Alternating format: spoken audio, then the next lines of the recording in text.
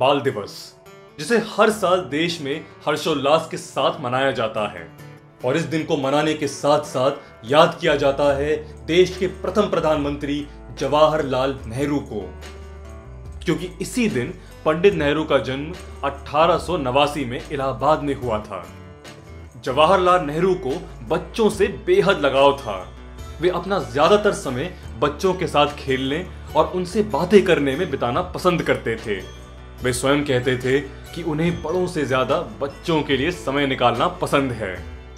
पंडित नेहरू का बच्चों से इस खास लगाव के चलते ही देश भर में 14 नवंबर को बाल दिवस मनाया जाता है। यही नहीं, बच्चों ने ही उन्हें नाम दिया था चाचा नेहरू का।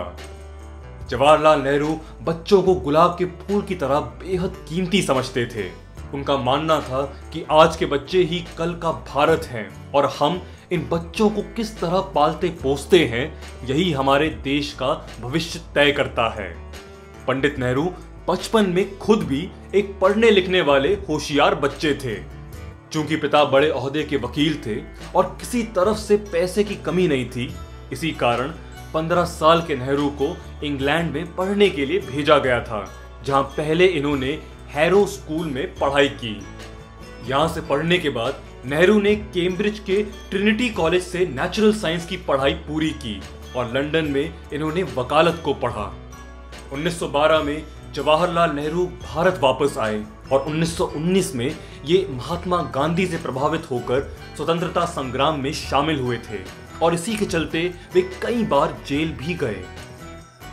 जेल में रहते हुए इन्होंने अपनी बेटी इंदिरा को 146 खत लिखे, जो इनकी किताब ग्लिम्पसेस ऑफ वर्ल्ड हिस्ट्री में भी अंकित है।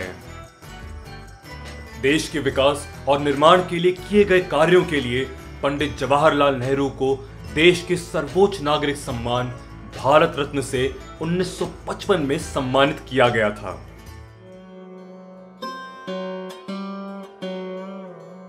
27 मई 1964 के दिन सुबह तबीयत खराब होने के कारण सभी के चहेते चाचा नेहरू ने कहा था दुनिया को अलविदा। लेकिन आज भी पूरा देश हर साल बाल दिवस के मौके पर पंडित जवाहरलाल नेहरू को याद करता है।